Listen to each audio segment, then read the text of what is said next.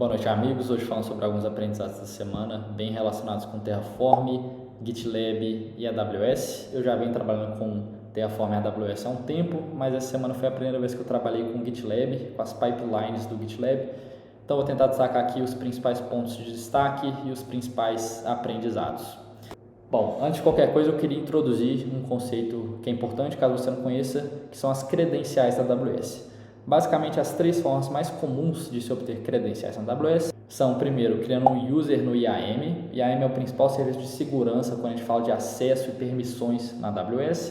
Quando eu crio um user no IAM, eu consigo gerar também um Access Key ID e um Secret Access Key, que são basicamente tokens fixos que não expiram, e com eles eu consigo me autenticar para fazer requisições nas APIs da AWS referentes àquele usuário. A segunda forma é criando esse mesmo user, porém utilizando MFA, que é um pouco mais seguro, porque além dos tokens, desses dois tokens que eu acabei de falar, eu também preciso daquele token no aplicativo de suporte, por exemplo, o Google Authenticator, que é um token que fica sendo revalidado a cada 10 segundos. Eu preciso desse token para obter credenciais temporárias utilizando esse padrão de autenticação. E a terceira forma, que eu acredito que seja a mais comum, é utilizando SSO com roles. Nela você basicamente acessa a sua conta da AWS normal, com seu login e senha, porém automaticamente são geradas credenciais temporárias para você usar para se autenticar nos serviços, na CLI e afins. Tendo isso em mente, agora falando um pouco sobre Terraform, se você não sabe como os estados funcionam, aqui eu tenho ilustrado que seria um ambiente local, o meu computador, um ambiente em nuvem, no caso a AWS, e um ambiente terceiro, que é onde a nossa pipeline vai rodar, no caso o GitLab. Aqui no nosso ambiente local, no Terraform, a gente tem basicamente três principais comandos, que são Terraform init, Terraform plain e o Terraform apply. No ambiente local, quando eu rodo o Terraform init pela primeira vez, ele vai basicamente gerar um arquivo Terraform state, que nada mais é do que um arquivo que define quais serviços estão sendo utilizados por aquele projeto. E esse arquivo é bem útil, principalmente para a gente ter a gerência de, quando tem uma alteração, quais serviços estão sendo adicionados, quais serviços estão sendo alterados, quais estão sendo deletados, e manter esse controle sobre os serviços relacionados àquele projeto. Só que acontece, eu não quero deixar esse estado local aqui na minha máquina, porque quando eu começo a trabalhar com outras pessoas, eu quero que esse estado fique centralizado num lugar remoto, para que eu tenha uma fonte centralizada ali de consulta do meu estado. E para a gente fazer isso, geralmente na AWS a gente tem o que a gente chama de o back-end do Terraform, que é um bucket S3 para armazenar esse arquivo e uma tabela Dynamo para ter um conceito muito similar ao lock em bancos de dados relacionais, só que condizente aqui ao acesso a esse estado no bucket S3. Vou colocar aqui um exemplo simples de como criar esse primeiro back-end. Uma vez que eu tenho código escrito para criar esse back-end na AWS, eu consigo localmente rodar o Terraform Apply para fazer o deploy desse serviço lá na AWS. E uma vez que eu tenho esses serviços criados na AWS, agora, na teoria, eu consigo migrar o meu estado local para o estado remoto. E o segundo passo aqui agora é realmente migrar esse estado local do Terraform lá para dentro do bucket S3. E eu faço isso rodando o Terraform init de novo, só que dessa vez com um novo arquivo backend.terraform. Nesse arquivo eu vou estar detalhando aonde vai ser a nova origem do meu estado Terraform. Nesse caso aqui vai ser o destino desse bucket S3. E uma vez que o meu estado Terraform está remoto, agora eu consigo publicar o meu código no GitLab, no caso é o nosso repositório aqui, e eu estou apto a utilizar Terraform tendo um repositório centralizado para o meu estado. E agora que eu tenho meu Terraform configurado, eu preciso definir como que meu CI/CD vai integrar com minha infraestrutura em nuvem, no caso, o meu GitLab.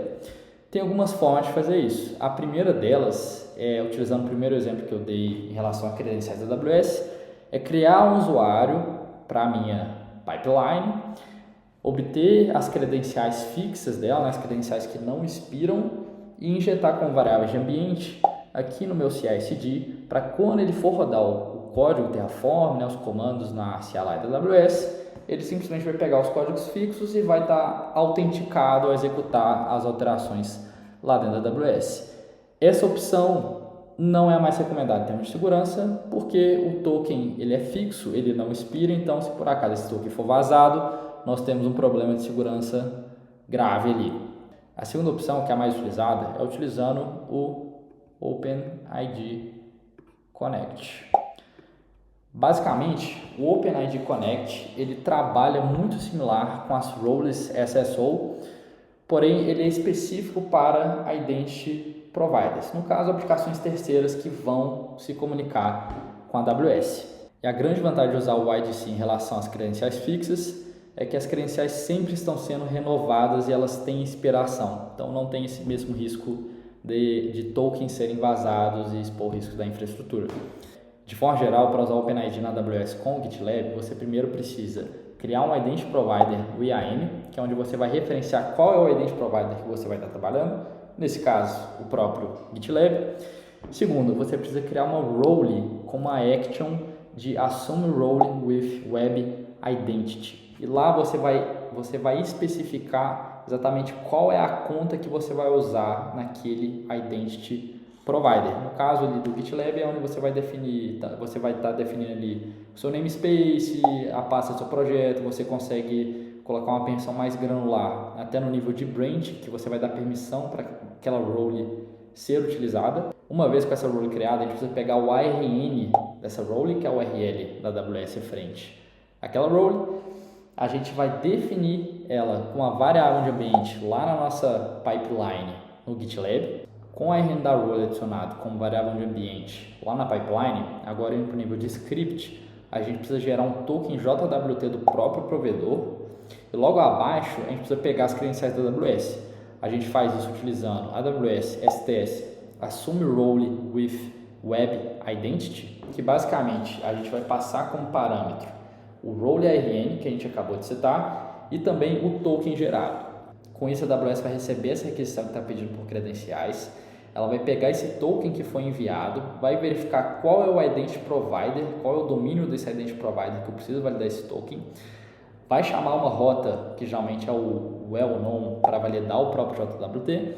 Se aquele Identity Provider que foi registrado lá no começo, na criação do Identity Provider no IAM, validar aquele token, a AWS conhece que aquele Identity Provider é legítimo, que aquela requisição é legítima. Aí sim ela vai gerar as credenciais para a pipeline e a pipeline agora, o GitLab, está autenticado com as credenciais da AWS. Aqui está alguns exemplos de scripts utilizando o OpenID, como é que funciona a geração do token, como que é chamado a própria CLI.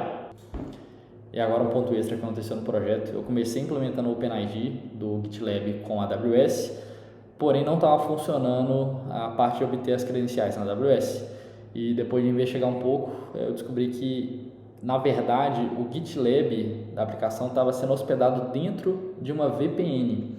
Então, o GitLab ele conseguia enviar a requisição para a AWS, enviando o token e o ARN da role, só que a AWS não conseguia chamar aquela rota para validar o JWT no provedor, porque o provedor estava dentro de uma VPN. Então, por isso, ela não conseguia validar que aquela requisição era legítima e, consequentemente, não conseguia gerar as credenciais para aquele provider. E é isso, esse foi o resumão, espero que tenha ajudado, tamo junto.